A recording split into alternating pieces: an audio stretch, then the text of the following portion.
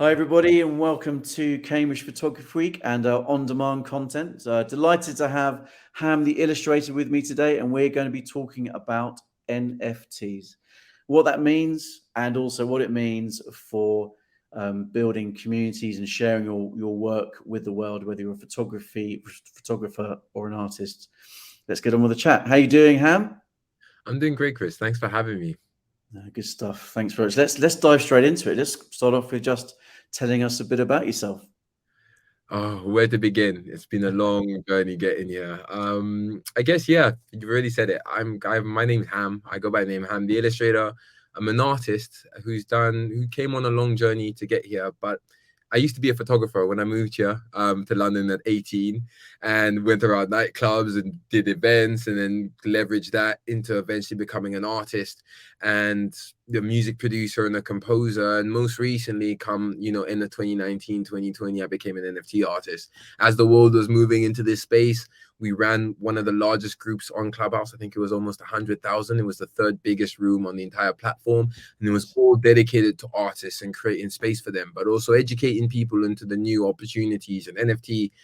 At that time, you couldn't find a single video on the internet about it, and so we had to read deep articles and we were all building it. And I watched so many people come up and talk to them and talk them through and help them find the courage to start and watch them make a lot of money in the process. I have been fortunate enough to build a freelance career as a creative director and illustrator, working with brands like Nike and Adidas on very real world commercial advertising stuff. But most recently, most recently in the NFT space, I worked with Strawberries Creem, which is a festival out in Cambridge. I'm sure many of your listeners might know about it.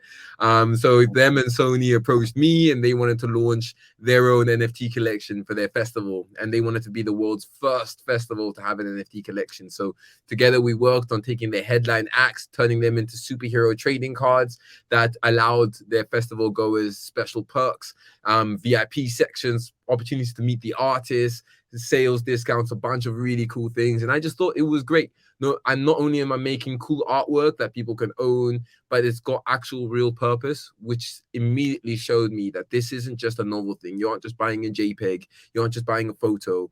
You're buying a receipt. You're buying a package deal. And my artwork is just the cover art. And it showed me a new world of possibilities, which I hope we can get into today in the discussion. Nice. And we've chatted, a few times actually over the summertime, and we've been talking at length about NFTs. So I thought it'd be good to get that chat back going, get it back on again. And I think for the purpose of everyone listening for Cambridge Photography Week is let's talk about NFTs. There's lots of definitions out there, but it'd be good to kind of get your kind of take on what NFTs are, and then we can then take the conversation on from there. Okay, so look, I'll preface this without disclaiming that I'm by no means an NFT expert, nor do I think anyone really can go about saying this. I think we're in a very new space. So let's start this by saying Web3, or the ideas of Web3, metaverse, NFTs, it's really new, and these definitions are constantly growing. Well, NFTs stand for non-fungible tokens. I guess the ideas of fungibility are about, distribution. Can this thing be copied? Is it And so the ideas, if I were to put into layman's terms in a way that I make it so simple for anyone to understand, the idea of NFTs is taking any digital good, not just artwork or photography. It can be a receipt, it can be a festival ticket, it can be medical records. It can take anything. You basically lock it onto the blockchain and you encrypt it in a way it cannot be duplicated, it cannot be counterfeited, it cannot be replicated. And in the process of doing so, you introduce a phenomenon that didn't exist before, but has completely reshaped the world. And this phenomenon is known as digital scarcity, right? So for the first time, digital goods aren't just these abstract things. So if I'm a digital artist and I make 100 prints and I try and let the world know I'm making 100 prints, I can sell them for maybe £50, £100, maybe a bit more than that, right? Depending on your clout. But ultimately, who's to know that these are the only 100 that will ever be in existence, right? I could say 100 now and then print off another 100 and do that again. In NFTs, it doesn't work like that. You will mint 100 copies onto the blockchain, you will launch it, and you will see where each one of those transactions go. And it doesn't just go to this collector's novelty of it anymore. It then can expand into utility, which I'll cover on as we kind of continue the discussion. And let's touch on blockchain a little bit. I think if we do that, then we kind of we square it off a little bit, I think. So yeah, blockchain. Right, blockchain. Look, I think before we get into this, it's really good we do a quick rundown of the world and how we got here. So I'd like to believe that. So the way I'll describe it is Web 1 or Web 1.0, Web 2, and then Web 3, right? So Web 1 around 1989, you have late 80s, you have the start of the internet, which was really like it was mostly just developers or people that knew how to publish onto the internet, and they would it was basically read only, right? So if you were a general user, you would type something in on the internet, like it'll be almost like a directory, right? Your yellow pages, you don't really engage with your yellow pages, you just go there to grab information. You dial up, you remember those dial-up tones. Oh yeah, I remember that. Yeah, oh my god, yeah, back in the day. Yeah, fighting with my sister because someone wanted to use the phone and someone wanted to be on the internet at the same time. Get off the internet. Yeah, literally get off the internet. Oh, those good days. But like basically in those days, it was really decentralized, right? There wasn't like a one body. It was anyone who could get on it, could put on it, publish, and anyone who had that URL could type it on and grab whatever information they wanted. Great. Now, mid 2005, 2004, you basically have the advent of new programming languages, such as HTML and JavaScript. Now, this now introduced a new evolution of the internet. We now evolved from Web 1.0 to Web 2, and suddenly a new interaction is involved. No longer do you read, but you're able to write. JavaScript allows you to interact with the information, right? So now, not only can you read articles, you can post articles, and you can comment on articles, and you can share articles, and you can log in with Facebook, and you can do all of these, right? So it was great. But whilst in Web 1.0 we read the internet, what a phenomenon that happened come Web 2.0 is the internet started reading us. It started collecting data on us for the purposes of advertising. Cookies start going wild, and we have ridiculous scandals like Cambridge Analytica, and just all of these. Like, as we move into this AI generation, people are really concerned, as we have the WikiLeaks and Edward Snowden warning people about the CIA and people like this kind of big brother state that's forming around us. There's the need for, how do we take control of this? How do we control our data? Because I don't want to send off an ancestry DNA test, and then all of a sudden every health insurance provider says I've got diabetes, in my lineage, therefore my premiums are 10 times what I can afford. So we don't want to move into a big brother estate where all of this data and all of our private information is being traded behind our backs. So now introduce Web3, and the ideas of blockchain is, it's basically a decentralized network. Therefore, you don't have a central bank. You don't have a central body like Facebook, that basically allows you. And what people don't understand, and I said this in the speech that you came to, is that like data matters. And if something's free, it usually means that you're the product, right? And I'll say that as much. So for yes, Facebook and Instagram and all these social media are free to use, but it's because you are the product. The advertisers are paying to get access to you and understand you and learn about you, and they're collecting all the data, every like, every DM, every message. It forms this idea of who you are, and they sell those on. So in blockchain, that can't happen because you're in charge of your data. So the idea is like, it's like you have a nodes that are basically encrypted points, right? And these are all verified through peer-to-peer transactions. So you've got things like proof of stake, you've got proof of work. Proof of work is what Bitcoin was, which basically means each person on these nodes have to solve a complex problem. And if enough people solve it, it proves the blockchain. Then that blockchain can become part of or that block can become part of the blockchain, and it forms into the network. If anyone tries to hack it, it basically makes one of them irrelevant, and then they have to go and redo the entire thing again. So in a really convoluted way, it's really hard for me to explain. Much better you just type this on YouTube and watch it. But the ideas of blockchain basically mean that you create a trustless network, because I don't need to trust my government are doing this because they love me, or my central bank, right? This is all done by human beings, or and it's done in such a secluded way that not one person can actually take or hack it or move, because everyone works together as a community. Now that's just to keep the blockchain flowing. That's just to keep proof of stake or the transactions and everything moving. You then have another thing which is called a DAO, which is then, utilizing community to then create like governing structure.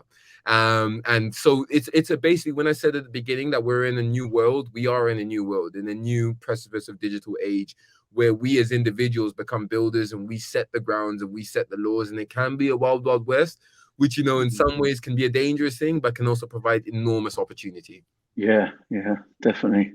And I think, ultimately, if we're looking at NFTs and art and photography and blockchain, I suppose we're saying that, when we talk about blockchain, it's a ledger that is proof of existence, isn't it? Ultimately, it proves that that piece of art, that photography, is one of however many. It cannot be replicated, and it creates that digital scarcity, which is great, which gives that opportunity to go, well, okay, if you're an artist and you have actually physically painted something, that's the only one that exists.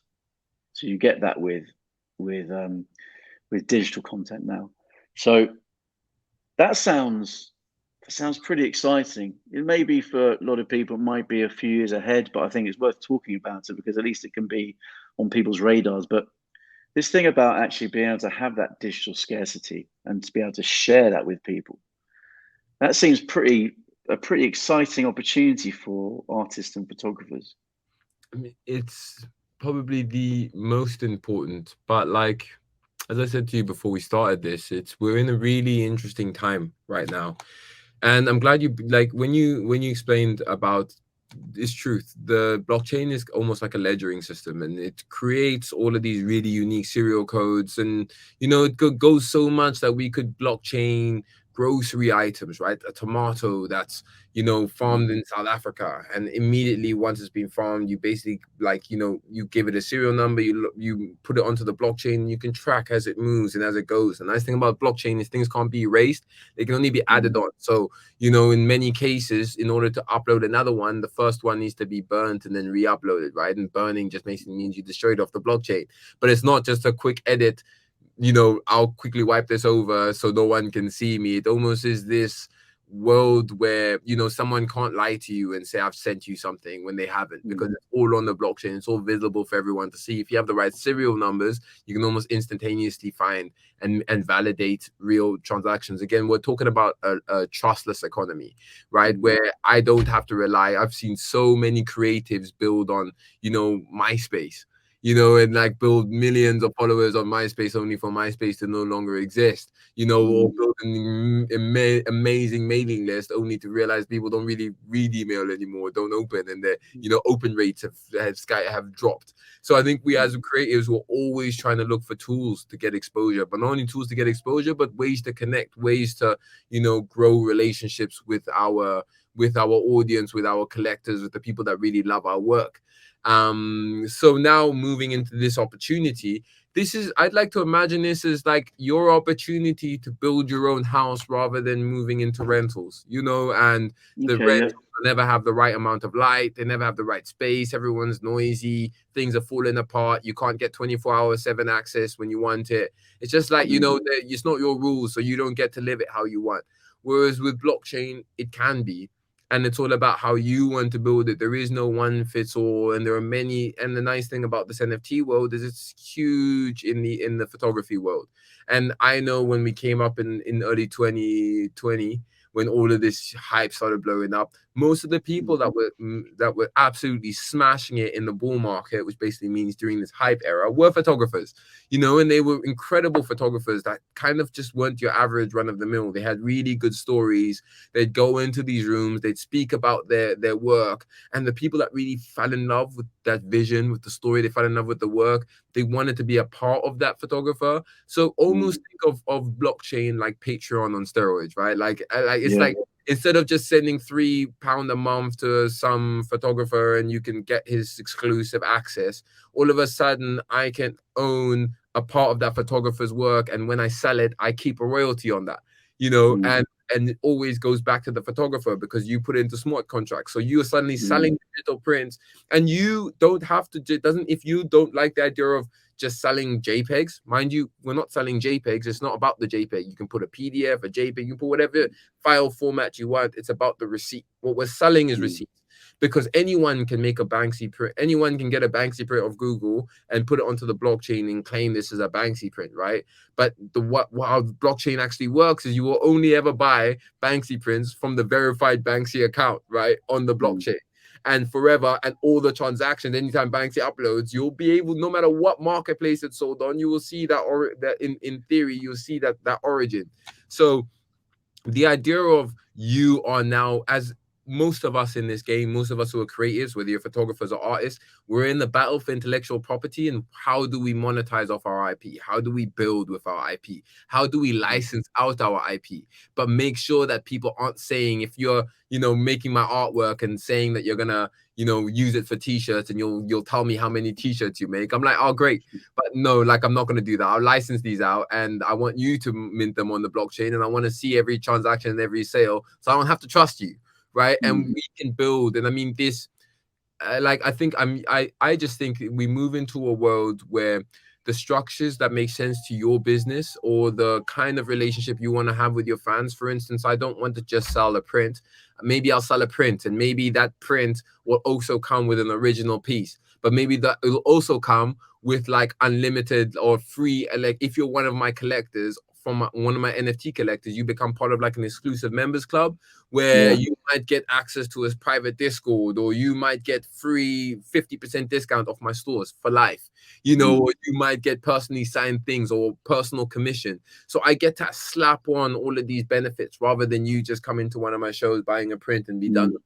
Suddenly we can build a lifelong relationship where you feel like you're an investor in my business, and you have your investor perks. And how that works is completely up to you as the creative.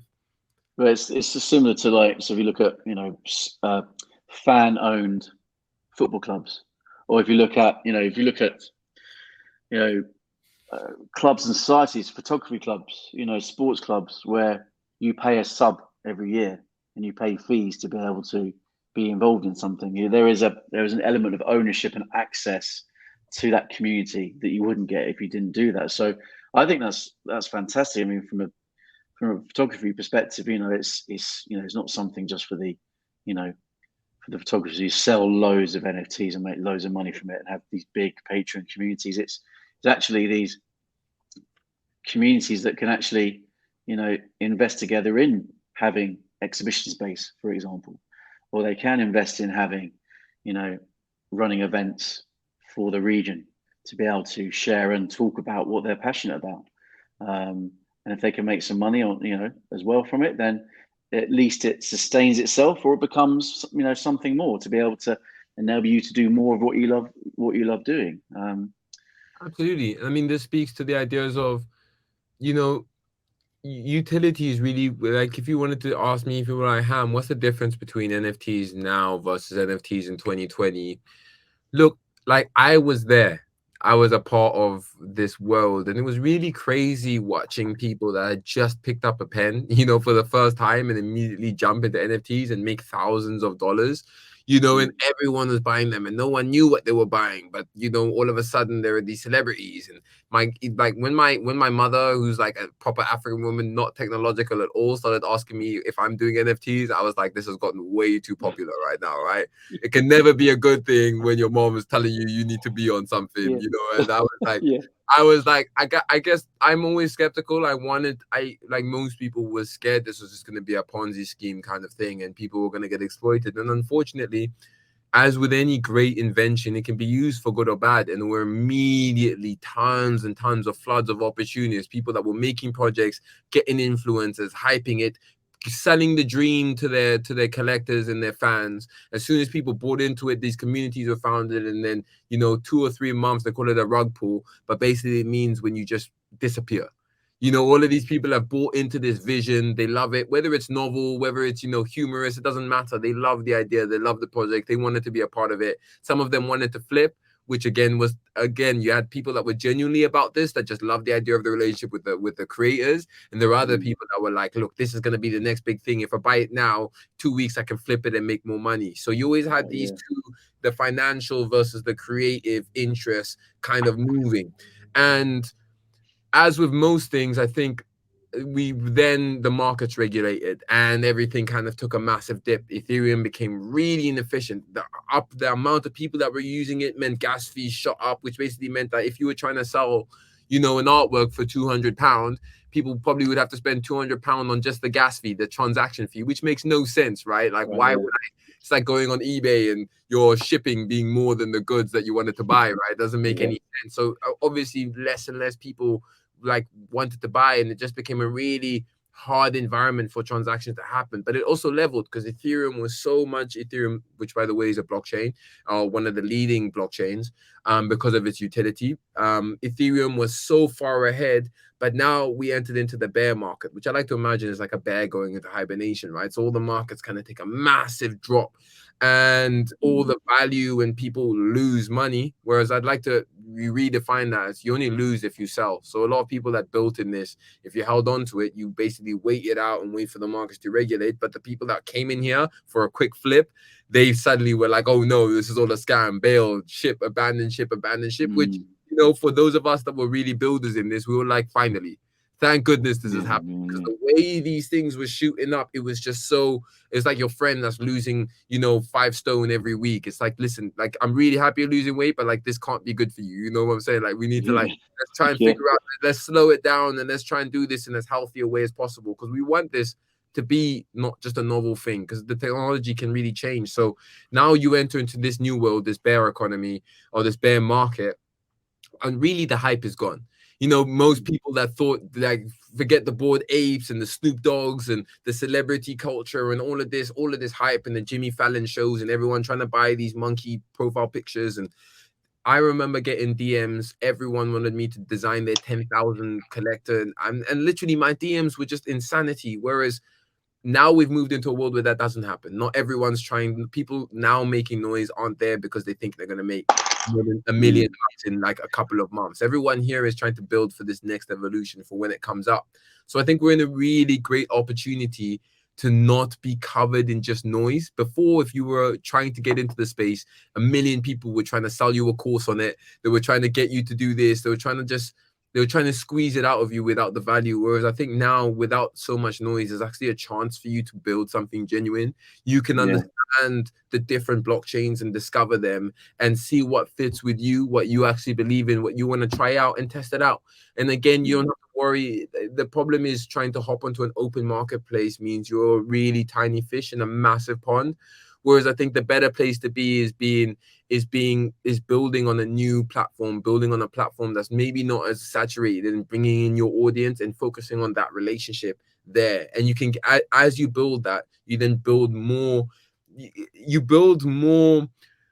I guess you start building your own land on your own plot of land, and how you can orchestrate it how you want. I don't want to get into the technicals of it, but it's basically saying that, look, the world's changed a lot. Come 2022, we're at a really new era of NFTs. Everything that we've known to believe of NFTs, this Ponzi scheme and hype, it was an appropriation of a technology that happened during, maybe a 1 to almost 1.5 year span, where everything kind of bubbled and ballooned. That bubble's now popped, and all the fake people are gone, and now we have an opportunity to build something real. Nice. Well, it needs to go through that cycle to actually start moving forward properly, when you get rid of all the people who are just opportunists and don't really understand it and trying to take advantage of it. And if we got a situation now where we've got, okay, well, somebody who's watching and listening, say they're a photographer. We touched on some of it already, but let's kind of think about, what it could look like. We know that people can obviously go and research NFTs, and delve into it a bit deeper. But if it comes to actually, what could it look like for say, photographers and artists, using what we talked about? Is it that thing about having, being able to share your photography within a specific community? Say, like, if, for example, particular community, in Cambridge or in East Anglia, where it's focused around a particular thing, like maybe, I don't know, we've had a conversation with Mark Alvarez, he's a photographer, about black and white photography. black and white art photography? You know, is there something there? You know, what I suppose, what kind of tangible things you think this could look like for somebody who's thinking about it, going, no, I'm ready to do something like in the next few months, or actually, you know what, at least it's on my radar for something I do in the next couple of years.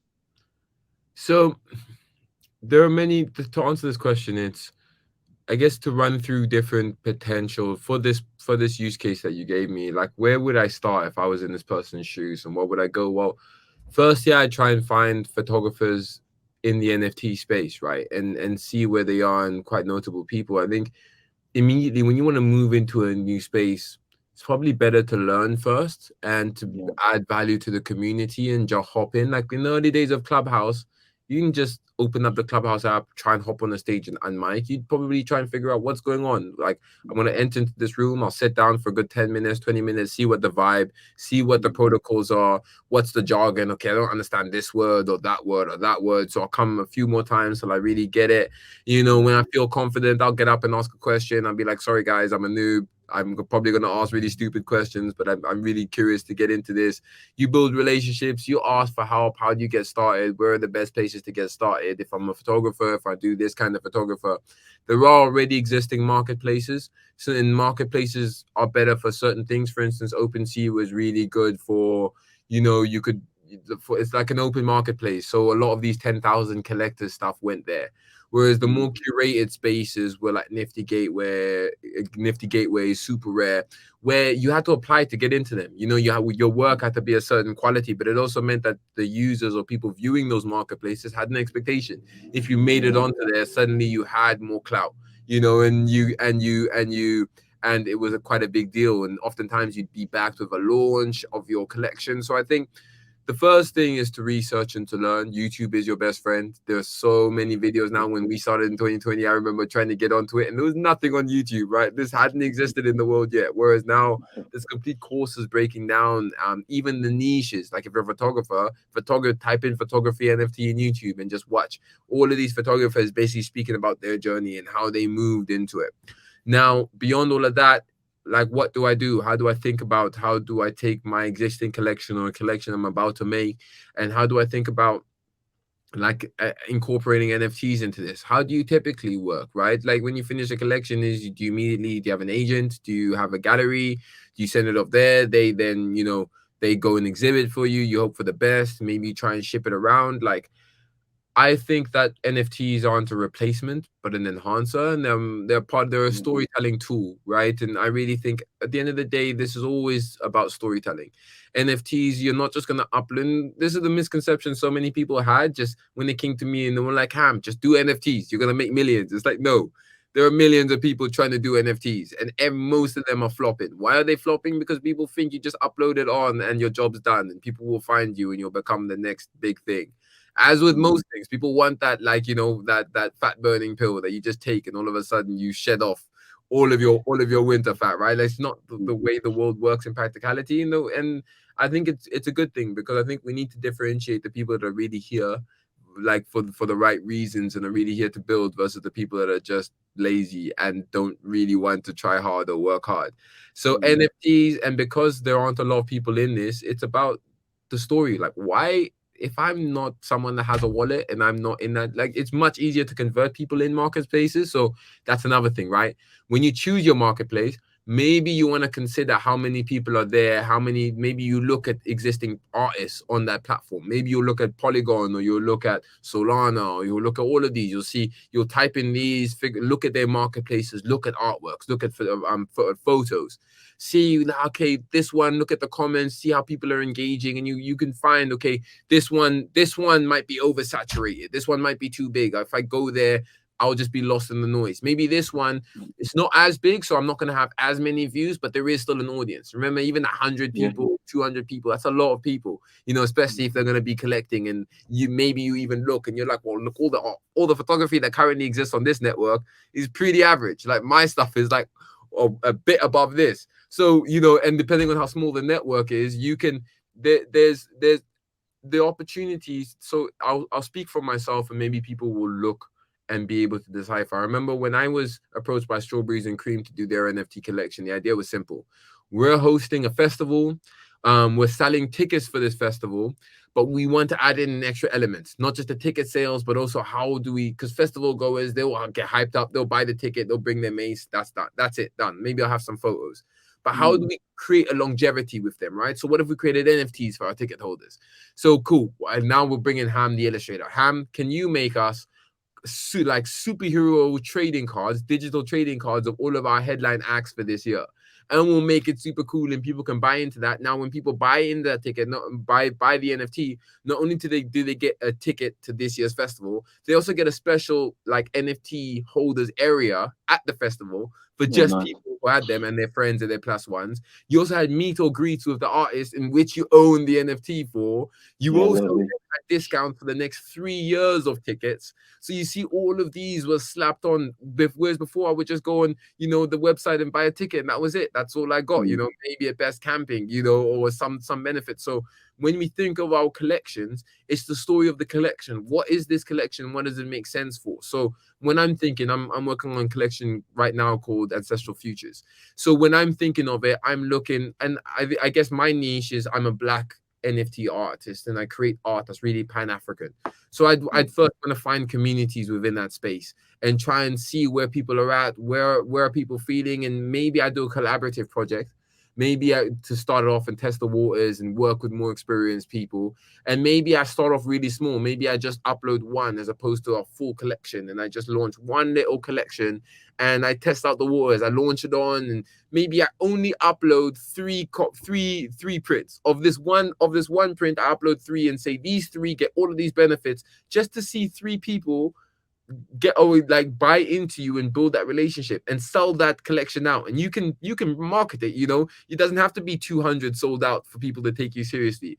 I've got a friend that made a very limited edition. I think he did five different prints, 7 copies of each, and he did a whole like clubhouse. He was not in the space. He sold that out, and then that instantly made him like this artist to watch for. So anytime he was about to launch his next NFT, everyone was hopping onto them. And the interesting thing is they had no utility, right? It was just off the leverage of scarcity. It's like, I'm only doing these things one time. There was a whole thing. There was a big hype about the Genesis, the first time this artist ever uploads anything onto the blockchain. That also being a part. Like, I can own like the first Yu-Gi-Oh card that was ever made, or the first Pokemon card that was ever made. Like, they've got intrinsic value. So I think understanding this is don't over intellectualize this so much to the point of inaction, but at the same time, don't just be naive and jump into it without thinking about it at all. I think that there's a good middle ground for learning enough to get started and then just starting and just putting yourself out there. And number 1, failing, because you learn through failing, right? You learn through launching and it doesn't really sell. And then you go and tell people. And many projects, and the best thing about the NFT community is people really care. Like, let's say you get onto any blockchain or any of these, there are sub communities, whether it be on Discord or Twitter or whatever, where they will have these conversations and people come in and they speak about their work. And, someone who's bigger clout will be like, you know what? I like that project. I checked it out. I'm going to make a special promotion from you to my network. And then all of a sudden, people are now moving over. So there is still a cross platforming. This is a community-based like tool. You're not alone in this. And I guess but no one takes you seriously until you're in it. Unless you can, because everyone can hypothesize. Everyone can say, I'm thinking about getting into it. But most people in the space, they've heard, because we've come out of the bear market. There's a billion people with a billion ideas that launch it, and then 2 weeks later they're nowhere to be seen. So people are really trying to see who are people that are really trying to build here. And then if I think you're a nice person, if I like your work, and you also seem like someone that's really down, most people are really down to help you get through to get through those initial hurdles, I guess. Lovely. Yeah, it's let's say there's this conversation could be twice as long, couldn't it? It's such a fascinating subject, and I think as you said earlier on, it's people can go onto YouTube. YouTube's our friend. Get on there and search NFTs and photography, and that would definitely be a good kind of step on from after having listened to this chat. Yeah, and also just find, like, there are blogs obviously right now of like really successful NFT photographers, right? And there are discussions. I think it's just fine. Maybe if I were to give anyone here homework, whether you're an artist or photographer, it would be to find 5 to 10 NFT artists who you love and just watch what they do, observe them. It's the same when I used to help people scale digital marketing, right? And build their brands. Just find 5 to 10 online brands who you like, who've got a real galvanized community well. How do they do it? What do they say? What's the kind of engagement they want? Where do they post? Who do they post to? Who do they collaborate with? We should be studious first, and I think these rules apply for all of life, and NFTs shouldn't be this alien concept that's so far from reality. It's really not. And the exact principles that existed in Web 2 and in real life exist in Web 3. So social skills, being a good person, not being overly arrogant, not just going on and just trying to sell yourself or spam your work to everybody, being really respectful. In fact, sometimes not spamming at all gets you much further. You just making your work really accessible and visible on your profiles, whether that be Instagram, Twitter, anything, so that if I like you, if I hear you in a room or I see you doing something and I just find you interesting, I don't even have to hear you selling it. I can click on your profile and your profile sells it. And I think these are, the do's or don'ts on how you build in this space are very much, I think Americans are a lot better at shilling themselves and a lot better at boasting about their accolades than we British are. We are sometimes overly humble to the point that we go under the radar. And I think there's a good medium spot for selling yourself but not overselling yourself. But ultimately, it is this thing of, like, I would encourage most people to start with just finding people who are already in it, learning from them, asking them questions. We're not in a world where I want to be a music producer, so I try and message Dr. Dre, because Dr. Dre is not going to reply to me, right? But there are millions of, mini Dr. Dre's, people who've just gotten 1 Grammy and they might even have 2,000 followers or 3,000. I can drop them a genuine DM and I can just ask them questions. And a lot of the time, if you sound like a good person, you'll get those answers and you'll build relationships. And I think this is a game of relationships more than anything else.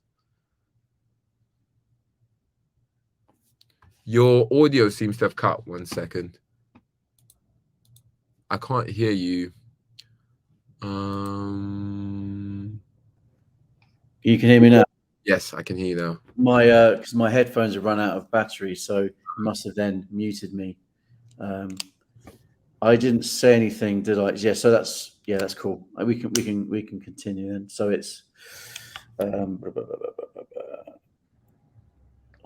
did you just say? So I basically said, like, it's important to study like artists like now, and this is a game of community and network, not just how do I make... Actually, what I was saying, which you couldn't hear, was around human nature. So it's like so ultimately it's it's human nature, isn't it? As you said, it's like if you do things for the right reasons, and this can apply to anywhere and anything in life. If you do things for the right reasons, you're purposeful and you are sincerely passionate about it and you're willing to learn, then people will gather around that, and that's ultimately how you build community out of this new technology. And fantastic. It's also, you're a marketer, right? Yeah. And marketing is storytelling. And if I were to tell anyone anything, you're not going to just blow up in the NFT space because you take good photos. Yeah. Like, that's not how it's going to work. There are people that have made millions in pounds and you will look at the artwork and be like, that's rubbish, but like what they will have, the story that they're selling behind those artworks, what they meant, the NFTs are sold more through story because people are buying into you as a creative, like the artwork is a bonus. It's I'd like to imagine it as it's a ticket. It's the cover art to a ticket, to a package deal or a ticket package, right? So it's great. It's great for novelty value. If I buy a box set of a TV series I love and it's got a special edition box set cover, that's great. Makes me feel good. But really, it's the contents that matter. It's the story. It's the creator. It's all of that. So I'd really encourage people. Ironically, it's not just jump into the NFT space, not just be the best photographer, but learn marketing, because the tools that apply in marketing, I've read, I've read so many marketing books and applied it across all aspects of my business, whether it be direct marketing or, brand marketing or any of these aspects. They apply the same in Web3. And it's about what stories are you telling? And how are you differentiating yourself from the noise of everybody else? Why should I care about you when we're in a group and every one of the 200 of us here in this group are all photographers? What about you stands out? And I mean, I've heard some incredible stories from people who were disabled, and yes, their artwork's rubbish, but they've just learned how to use their body again, and they painted it with their teeth, you know, and Oh, like, yeah, it's totally different then, isn't it? That's yeah. absolutely. It's a totally different proposition. And I mean, but photographers as well. And I mean, sometimes a photographer basically telling like, yo, I take a photo, this photo, or my first camera was given to me by my gran, you know, and my gran, I grew up with her. I didn't have my parents around, and she like didn't have much, and she got me like these stories, these truth. Like, you're never underestimate. It's not a comparison game, right? It's not this person's had more of a tragic. It's like this guy's got such an epic story and mine is not that important, therefore I'm not going to even try and mention it in a room. I think it's, you are unique, you are truly special, and the way you prevail in this space is by showing people what makes you special, or what makes your art or your produce special, you know. And if I like you, and I like the way you present yourself, and I think your photos are really great, but I really love your story. Like, I want to be a part of that story with you. I want to tell my friends about it, you know. And many of us are into novelty. You know, many of us are into being the first before this person got big. Because I don't really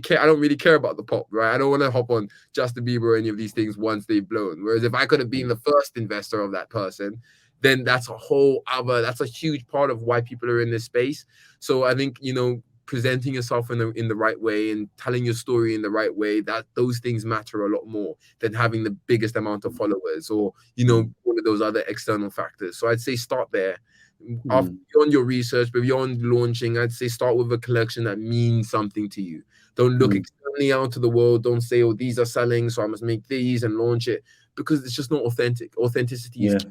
And if you stand up and you boldly say what it is, why this means something to you, and what the opportunity is, and how you want to invite people to join you on the journey, you're much more likely to succeed and be successful in the space.